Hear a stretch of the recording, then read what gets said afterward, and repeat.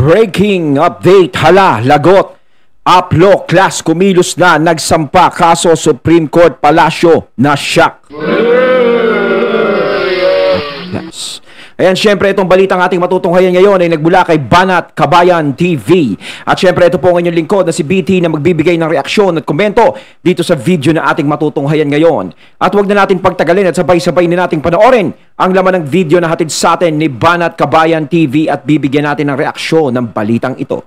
Pasok! Ito, may isa na namang kaso na isinampa sa Supreme Court laban. Ayan, bago natin simula, nais ko nga pala magbigay ng credits dito sa boses na madidinig natin at bibigyan ng reaksyon. Walang iba kundi si General Macanas. Ayan, syempre, supportahan nyo din si General Macanas sa kanyang YouTube channel o sa mga social media platforms niya. Tuloy natin. Sa administrasyong ito. Dito sa Inquirer.net na balita, Supreme Court asked to order return of PhilHealth funds transferred to Treasury. Okay, by the way, salamat. So parang pinababalik yung mga nakuha sa PhilHealth, ganun ba yun? Eudora, ang aking kaibigan na researcher, palaging nagpapadala sa akin ng mga articles, kaya na-i-discuss ko sa inyo mga bagay-bagay nito. Anong grupo itong nag-file ng petition sa Supreme Court? Nagreklamo. Okay, ito po yung UP Law Class of 1975. Mga abogado. So kung 1975, mga kwan ito, karamihan ito, mga senior citizens na, I don't know kung active pa ba o retired na, kaya lang, mga distinguished lawyers ang mga ito.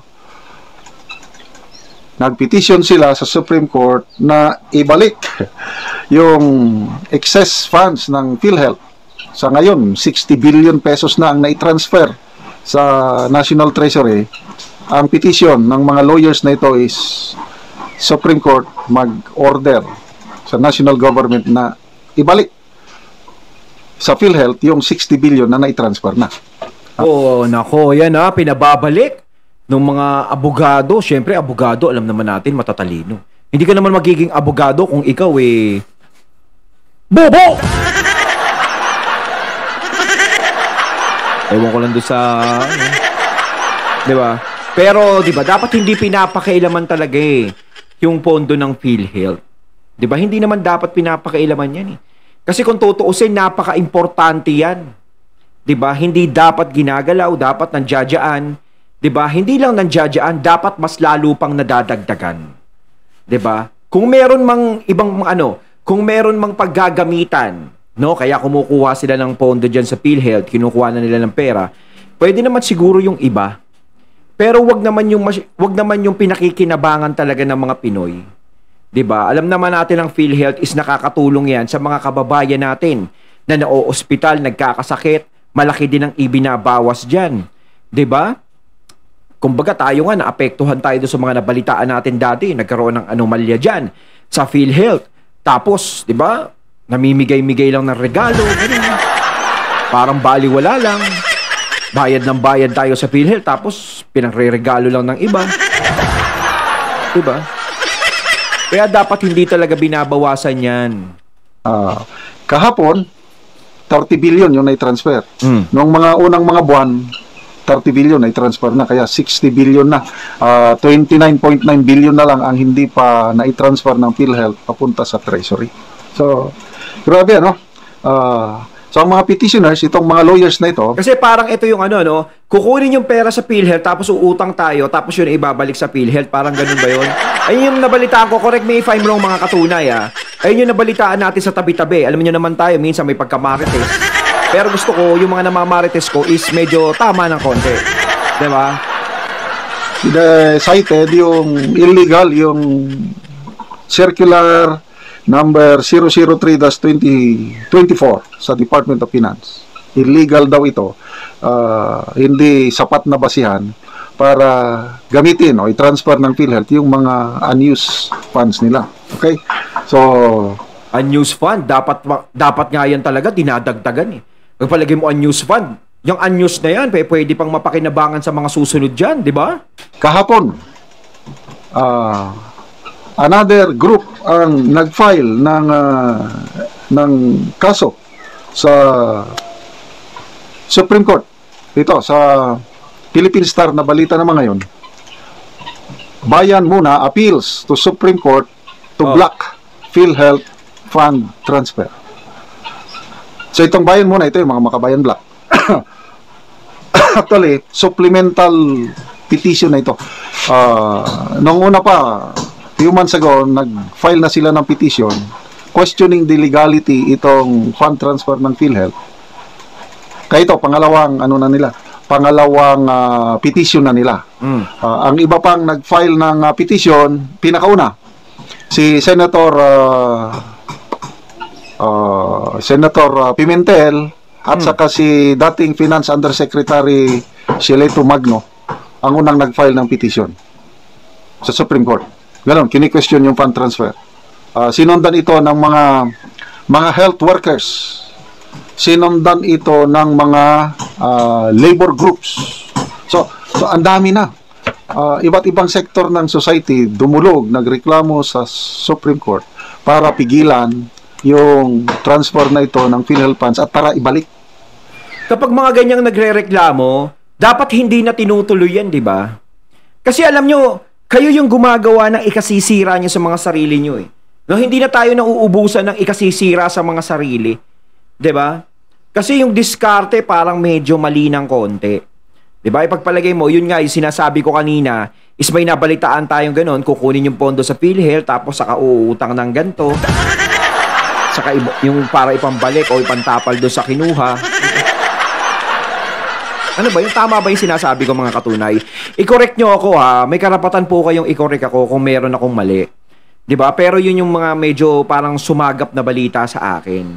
Ngayon, kung hindi naman ganoon, hindi ganoon. Pero para sa akin kasi, hindi nyo dapat pakialaman kung ano yung para sa mga tao. 'Di ba? Kahit sabihin mong hindi naman ginagamit 'yan, pwede natin pakialaman 'yan. Yung mga bagay na hindi natin ginagamit, balang araw, may isip nating gamitin 'yan. At kakailanganin 'yan. Lalo na yung PhilHealth na 'yan. Kaya nga tayo nagbibigay dyan, di ba? Para sa seguridad ng ating mga sarili. Di ba? Hindi sa seguridad ng kung sino-sino lang. Di ba? Kaya kung may mga nadidinig na kayo, mga nagre-reklamo, ganyan, dapat istinitigilan nyo na yan. Oy, medyo hindi sila nagagandahan sa ginagawa natin. Ang problema po kasi, ito yung wala tayong attachment sa mga tao. Yung hindi natin iniintindi kung ano yung nagiging hinaing ng mga tao. Basta ang iniintindi lang, kung ano lang yung gusto ko, yun ang dapat masunod. Kung ano yung mga gusto ng tropa pips, yun ang gustong masunod. Pero yung taong bayan talaga is na isasantabi kung ano yung gusto nila, kung bakit ayaw nila yan, kung bakit, huwag niyong pakailaman yan.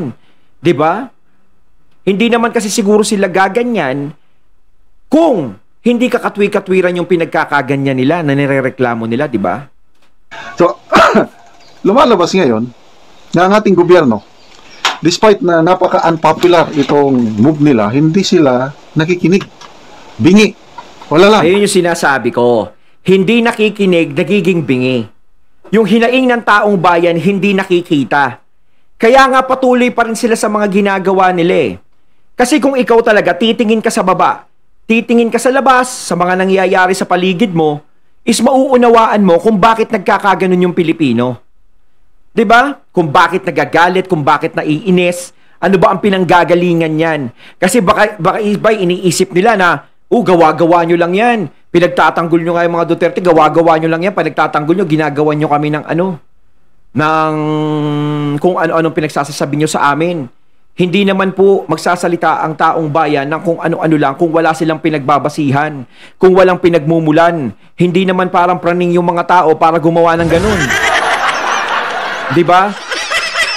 Kung ililibot ang ating mga mata sa labas o tumingin ka sa baba, makikita mo talaga kung ano ang resulta ng iyong mga ginagawa o ng inyong mga ginagawa. Kung ang mga tao ba'y nakukontento o hindi. Nandiyan na yung medyo hindi nakukontento. Minsan kahit maganda na yung ginagawa mo, hindi sila nakukontento. Pero yun yung mga tao talagang gusto kang sirain. Pero kung napakadami talaga na hindi na nakukontento sa kung anong ginagawa mo at lagi ka nakikitaan ng mali, meron ka ng problema nun. Kaya hindi masama sa sarili mo na natanggapin kung anong pagkakamali na makikita mo sa labas, kung ano yung makikita mo sa mga tao. Dapat talaga is tinatanggap mo, eto pala yung mali ko. At least yung mali mo na nakikita ng taong bayan is pwede mong maitama. Pero kung hindi mo pinapakinggan ng taong bayan, at talagang, eto lang tayo lang nag-uusap, bayaan mo yung mga taong bayan lang yan. Diba? Hindi lang taong bayan lang yan. Dahil ang taong bayan, may power yan para magluklok ng isang politiko sa posisyon. Yun ang kapangyarihan ng mga tao. Dapat nga sila yung nilalambing, sa kanila nagpapalakas, at dapat sila ang iniintindi. Dahil nauupo kayo sa posisyon para sa mga tao, hindi para sa pangsarili nyong kapakanan lang. Ngayon, kung gumagawa kayo ng mga paraan para mapaunlad ang ating bansa, bakit hindi nyo hinga ng opinyon yung mga taong bayan? Pakinggan nyo sila. Diba? Kahit naman paano meron silang karapatan dahil lahat ng mga pondo na nandiyadyaan sa gobyerno ay nanggagaling sa bulsa ng taong bayan. Tama ba ako mali? Ibit balikat, tuloy lang. Recalling, noong una, may mga ganitong unpopular decision ng Marcos administration. Kailang nakinig sila Example, yung Maharlika Investment Fund. Nung unang pumutok itong balita, parang wala na, hindi ko na marinig yan. Upo pa lang ng administrasyon. Ito na yung pet project nila. Ito daw ang magdadala ng maraming investment sa Pilipinas kung magkaroon ng Maharlika Sovereign Fund or Investment Fund. Marami na ba tayong investment fund? Parang wala naman nag-i-invest sa atin. Parang wala nga mainteresado sa bansa natin Google nga, natrasan tayo. Buti pa yung mga Vietnam ba yun, di ba? Tayo parang allergic na sa atin. Siyempre, nakikita tayo. Paano mag-i-invest yung mga investor sa atin kung ganito kagulo ang politika sa atin? Di ba? Hindi nagkakasundo. Di ba? Kayo nga, hindi magkasundo tapos isasali nyo pa kami sa gulo nyo. Pwede na sabihin ganun. Anong gagamitin? Ay yung pera ng taong bayan. GSIS, SSS, ay maraming umalma. Di ba? Yun, nakinig sila. Naging responsive ang Marcos administration nung una. Hindi nila ipinatuloy na galawin ang pera ng mga SSS and GSIS members. Tama lang, hindi dapat. So anong ginawa? Yun na. Pera pa rin ng taong bayan, kailang pondo ng Land Bank and pondo ng Development Bank of the Philippines amounting to 75 billion. So yun. Ginalaw nila, sinimula ng Maharlika Investment Fund, meron ng batas, but after 2 years, ano na ang balita ngayon sa Maharlika Investment Fund? Meron na bang nag-invest? Tahimik na Wala, hindi na nga nadidinig yan No show na. Sigurado dyan yung napakataas na sweldo ng mga opisyalis ng Maharlika Investment Corporation. May balita na yung presidente and CEO nila, sobra 1 million pesos ang kanyang hinihinging monthly sweldo. 1 million sana all, 1 million na sweldo kada buwan. Grabe. Kung humingi kayo ng sweldo, ganun-ganun lang. Samantalang yung mga kababayan natin na nagtatrabaho lang na normal na trabaho, 'di ba? Hindi mataas-taasan yung mga sweldo nila.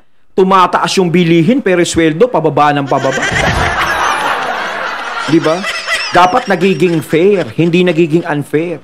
Kung tumataas ang bilihin, dapat tulungan din ng taong bayan na tumaas din ang sweldo nila. Hindi yung tumataas ang bilihin pero walang progresong nangyayari sa sweldo nila. 'Di ba? Paano naman sisipagin yung mga tao? Syempre kasi masipag naman talaga ang mga Pinoy. 'Di ba? Pero minsan kahit anong sikap mo, kinakapos ka pa rin. 'Di ba? Kahit sumisweldo ka ng 30,000 isang buwan, kinakapos ka pa rin. Hindi katulad dati, ang 30,000 mo baka makaipon ka na pambili ng Ford niya. Kung buwan-buwan ganun ang sweldo mo. Ngayon hindi Sa mahal ng bilihin ngayon, sa laki ng gastusin ngayon, 30,000 mo, pangkulangot na lang. Diba? Paano pa kaya yung mga kababayan natin na hindi sumusweldo ng ganun? Yung mga kababayan natin na construction worker, mga ganun-ganun na mga trabaho. Diba? Mas mahirap pa nga yung trabaho ang ginagawa nila. Dapat mas mataas pa yung sinisweldo nila. Diba? Kaysa doon sa mga paupo-upo lang. Kaya minsan talaga sarap maging gobyerno Kaya ang pinag-aagawan niyang pwesto na yan Nagsisiraan dyan, nagtetigihan dyan. Kasi kapag ikaw naupo ka, Automatic, para kang tumama ng 10 beses sa loto. Baka pagdating ng panahon, magising na lang taong bayan. Halos maubos na yung pera natin, pondo galing sa Land Bank at DBP sa kasusweldo sa mga opisyalis ng Maharlika Investment Corporation. Anyway, Sa susunod, wala na tayong kukuwanan. Kawawa naman yung mga benepisyaryo ng kung ano-ano ng ahensya. Wala na. Diba? Diyos ko naman. ayun, next, na medyo unpopular, yung charter change. Early this year, grabe ang momentum. Gusto nilang baguhin ang constitution through people's initiative. Wala. Nabuking yung modus operandi. Pina-ayuda. Kasi ba naman yung mga senador binuking nila Diba? Kaya nga naiinis sila sa Senado, kaya nga hanggat maaari matanggal nila yung Senado, tatanggalin nila Kaso hindi nila kaya ang Senado. Milyong-milyong tao ang bumoto dyan. No? Tao pa rin ang magpapatanggal dyan kung gusto nila. Diba? Niloloko ang mga kapuspalad. So, maraming umalma. Okay. Nagkaroon ng maisog. Hakbang ng maisog dahil dyan. Okay, ang Catholic Bishops Conference of the Philippines. Ano pa? Yung mga different religious groups, multisectoral, umalma. Nagreklamo. O yun, hindi nila ipinagpatuloy. So, isinantabi, kaya lang, sabi ni Atty. Vic Rodriguez, baka next Congress, susubukan nila ulit. At least nakinig. Hindi nila pinilit yung charter change. Hindi kasi wala pa masyadong pumapanig dyan. Sila pa lang yung nagkakasundo. Pagkatapos ng 2025, kapag nanalo ang mga slot nila, meron na tayo mga tropa dyan. Madali na maaprobahan. Tirahin na natin yan. Chacha na. Prime Minister na. Diba? Kaya lang, lately, ito na. May dalawang unpopular. Nire-reklamo, alang tuloy pa rin. So, ano yung mas nauna? Yung Executive Order number 62. Marami rin ang nagpetisyon, nag-file ng kaso sa Supreme Court questioning the constitutionality of Executive Order number 62. Nag-take effect ang EO 62 noong July. Sabi nila, bababa ang presyo ng bigas by as much as 7 pesos per kilo. Kailan yun? Kailan? So, July, August, September, October, magpo 4 months na, hindi pa rin bumababa ang presyo ng bigas. Parang hindi na tayo nasanay. Lagi na lang tayong binibigyan ng pampalubag loob Diba yung mga sasabihin nila, ganto, ganyan, ganto. Antay lang kayo dyan. Kumbaga yung mas powerful ang mabulaklak na dila. Kaya mga katunay, sa susunod na eleksyon ba, magpapadala pa rin ba kayo sa mga mabulaklak ang dila? Diba? Kapag kayo nagpadala, ewan ko na lang sa inyo. Bahala kayo dyan. Basta ako, iba ang prinsipyo ko sa ganyan. Kung sino yung tao na alam kong may maitutulong at talagang may ginagawa, yung talagang taong bayan ang nasa puso at isip niya, doon ako. Pero ako kilala ko naman yung mga tao na na wala. Yung sumasayaw lang sa tugtog. Mga re-electionist, kilala ko yun. Diba pa? Na bumahana ang imported rice dito sa ating bansa. According to SINAG. Pero naman General Macanas, merong lumabas na bigas. Yun nga, yung sinasabi ko, yung putik ba yun? Putik rice. Hindi, kasi nakasabay ko doon sa tindahan, si Tata nga. Yun nga, yung bumibili ng bigas na mamahalin na lang ang binili niya, yung 29, ayaw niya na. Baka kahit daw aso niya, isuka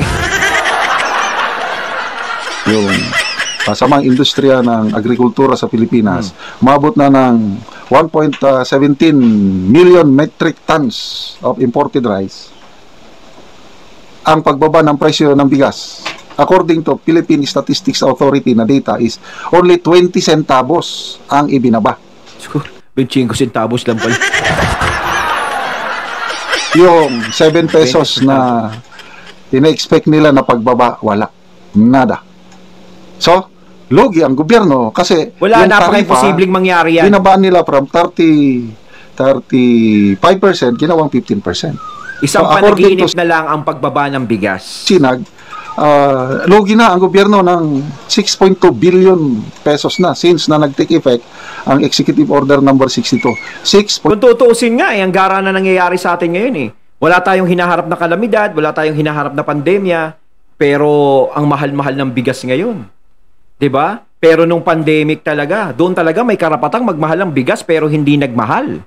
Dahil mahirap pag-angkatan ng mga panahon na yun eh. 'Di ba? Pero hindi yung pinayagan ni FPRRD na magtaas. 'Di ba? Paano nga naman yung mga tao wala nang trabaho tapos ganyan pa nangyayari sa atin noon? O hindi niya tinaasan. Talagang yun yung tulong. Naramdaman natin talaga yung gobyerno. 'Di ba? May dahilan. Kung baga kung tataasan yung mga bigas noon, yung mga bilihin noon, may dahilan. O mahirap mag-angkat kasi may may pandemic tayo eh. 'Di ba? Pero hindi nangyari 'yun. Pero bakit ngayon? Wala naman tayong kinakaharap na kung ano-ano. Ang kinakaharap lang naman natin ngayon, nakikita natin nag-aaway-aaway lang sila. Ganun lang naman yung nakikita natin. Bakit tumataas yung bilihin? Itigil nyo kaya yung pag-aaway nyo, baka bumaba yung bilihin. Hindi kasi minsan sa pungsoy, masama daw yung nag-aaway-aaway sa loob ng bahay, inaabot ng malas. Hindi pinapasok. O kaya subukan nyo, magkasundo kayo, baka swertihin na. Di ba? Hindi sa magpapaniwala tayo sa pungsoy. Masyado kayo nagagalit sa China kahit paano. Yung China, may naitutulong naman. Pero yung China, naiinis ako dyan. Ayoko ng pangangamkam nila ng mga lugar ng may lugar. Diba? Pero tayo naman, is kahit naman paano, may mga bagay tayong tinatangkilik sa China. Gaya ng pungsoy, may mga naniniwala dyan. Diba? Tapos yung mga gamit niya sa bahay, may made in China. Kaya nga kakapal ng mga mukha na nagsasabi, pro-China ka, pro-China ka. Kumakampi ka sa mga Duterte, pro-China kayo. Lol. Tignan mo nga yung gamit mo sa bahay. Baka meron ka dyan, made in China. Maniniwala ako sa'yo, nagalit ka sa China at ayaw mong suportahan ng China kung wala kang gamit na pro-China sa bahay. Yun. 0.2 billion pesos ang nawala sa gobyerno. And estimate ng SINAG, by the end of this year, aabot ng 12 billion pesos ang lugi ng taong bayan na makukuha sana sa buwis nang dahil dito sa Executive Order number 62. So, kung ano-ano naman kasi pinagpapapasok nyo, mga unpopular decision ng administrasyong ito, Executive Order number 62 at saka PhilHealth na pundo pinakialaman, hindi sila nakikinig. Tuloy-tuloy pa rin. Kaya sana ang Supreme Court